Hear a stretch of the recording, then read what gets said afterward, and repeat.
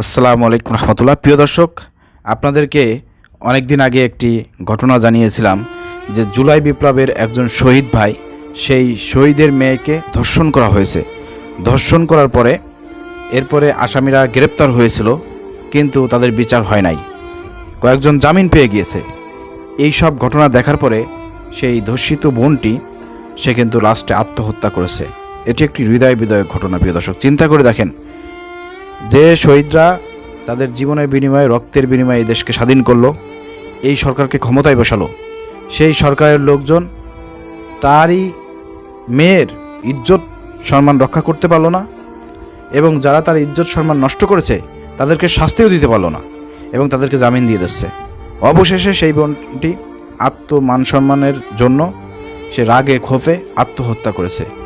এটা কিন্তু খুবই কষ্টদায়ক এবং দুঃখজনক। আমি মনে করি যে এই ঘটনার পরে হাসিব নজরুলের মতন লোক আইন উপদেষ্টায় আছে, তার উপদেষ্টা মণ্ডলীতে থাকার কোনো অধিকার নাই, তাকে পদত্যাগ করতে হবে। প্রিয় দর্শক, এই হৃদয় বিদয়ের ঘটনা আসলে আজকে আমাদেরকে বলতে হচ্ছে।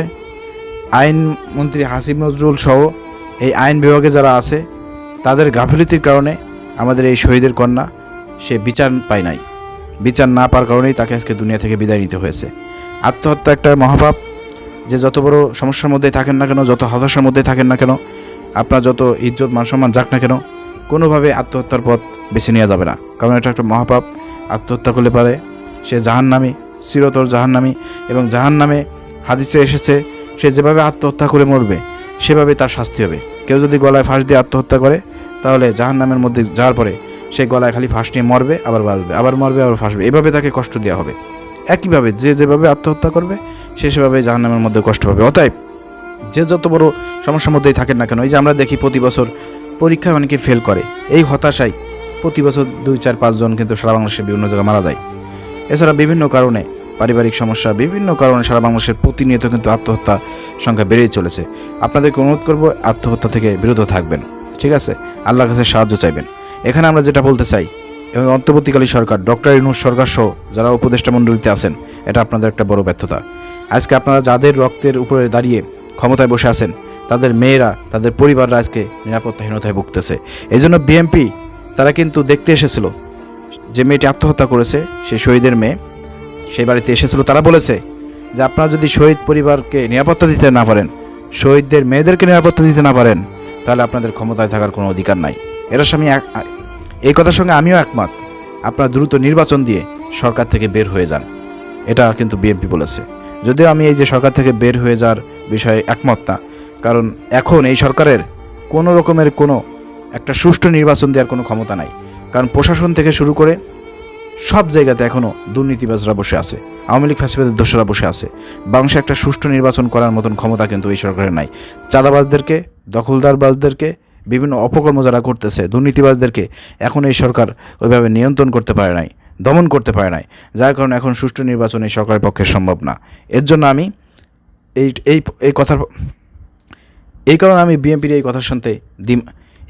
বিএনপির এই কথার সঙ্গে দ্বিমত পোষণ করতেছি। কিন্তু আইন উপদেষ্টা যে আছে হাসিব নজরুলের মতন লোক, সে আইন বিভাগে থাকার পরেও সে নাকি অনেক দুর্নীতি করতেছে, আমরা যেটা শুনতে পেয়েছি।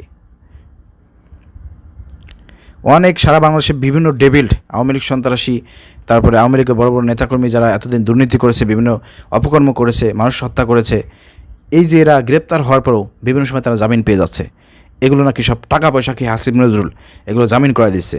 আরও বিপ্লবী যারা আছেন, বিএনপি জামাত শিবিরের লোকজন যারা দীর্ঘ 15 বছর ধরে অনেক মিথ্যা মামলার শিকার হয়েছে, হামলার শিকার হয়েছে, মিথ্যা মামলার শিকার হয়েছে, তারা অনেকেই এখনও জেলখানার মধ্যে বন্দী আছে, তাদের জামিন হচ্ছে না। অথচ ফ্যাসিবাদের দোসররা টাকা পয়সা খরচ করে তলে তলে কিন্তু তারা জামিন পেয়ে যাচ্ছে। অর্থাৎ বিচার বিভাগ এখনও সে আওয়ামী লীগ ফ্যাসিবাদের দ্বারা এখনও পরিবেষ্টিত, সেখানে বিচার পাচ্ছে না। কারণ তার প্রমাণ হচ্ছে এই শহীদের মেয়ের আত্মহত্যা। দেখেন, সে বিচার পায় নাই, যে ধর্ষণ করেছিল তার জামিন হয়ে গিয়েছে। এই ঘটনা শোনার পরেই কিন্তু এই মেয়েটি আত্মহত্যা করেছে, বিচার না পাওয়ার কারণে। অতএব এই বিচারটা পাইল না কার কারণে, কারা এর পিছনে জড়িত আছে, কারা তাকে জামিন দিয়েছে এই দর্শককে, তাদেরকে খুঁজে বের করে আইনের আওতায় শাস্তি প্রদান করতে হবে। আর হাসিব নজরুলকে অবিলম্বে এখান থেকে পদত্যাগ করতে হবে, এই দায়ভার নিয়ে তাকে পদত্যাগ করতে হবে। আমরা বলতে চাই সারা বাংলাদেশে যত শহীদ ফ্যামিলি আছে সেসব পরিবারকে 30 লক্ষ টাকা দেওয়ার ঘোষণা কিন্তু সরকার প্রথমে করেছিল। ওইভাবে কিন্তু সরকার তাদেরকে সহযোগিতা করতে পারে নাই। তাদের পরিবারের নিরাপত্তা থেকে শুরু করে সব কিছু করার দরকার ছিল, কিন্তু সেগুলো কিন্তু করতে পারে নাই। কিন্তু বাংলাদেশ জামাত ইসলামী প্রতিটা শহীদ ফ্যামিলিতে 3 লক্ষ টাকা কিন্তু করে ফার্স্টে কিন্তু পৌঁছে দিয়েছে। এছাড়াও স্থানীয়ভাবে বাংলাদেশ জামাত ইসলামী সবসময় প্রতিটা শহীদ পরিবারের সঙ্গে কিন্তু তাদের সবসময় আপনারা দেখতে পাচ্ছেন বিভিন্ন অনুষ্ঠান করতেছে, প্রোগ্রাম করতেছে, তাদেরকে আর্থিক সহযোগিতা করতেছে। আপনারা দেখেছেন ঈদের আগে আমির জামান ডক্টর শফিকুর রহমান বিদেশ থেকে দেশে আসার সঙ্গে সঙ্গেই তার স্থানীয় ঢাকা শহরে যেসব শহীদ ফ্যামিলি ছিলেন সবার সঙ্গে দেখা করেছেন, সেখানে তাদেরকে সহযোগিতা করেছেন, তাদের পাশে গিয়ে দাঁড়িয়েছেন। তো বাংলাদেশ জামাত ইসলামী একটা সংগঠন হিসেবে তারা যতটা এই শহীদ ফ্যামিলির পাশে গিয়ে দাঁড়িয়েছে, তারপর যারা পঙ্গুত্ব বরণ করেছে, যারা জুলাই বিপ্লবে আন্দোলন করেছে, সংগ্রাম করতে গিয়ে পঙ্গুত্ব বরণ করেছে, হাত হারিয়েছে, হসপিটালে আছে, চিকিৎসা নিচ্ছে, তাদের পাশে জামাত ইসলামী এককভাবে যতটুকু দাঁড়িয়েছে এই সরকার কিন্তু রাষ্ট্রীয়ভাবে দাঁড়াতে পারে নাই। এটা সরকারের ব্যর্থতা।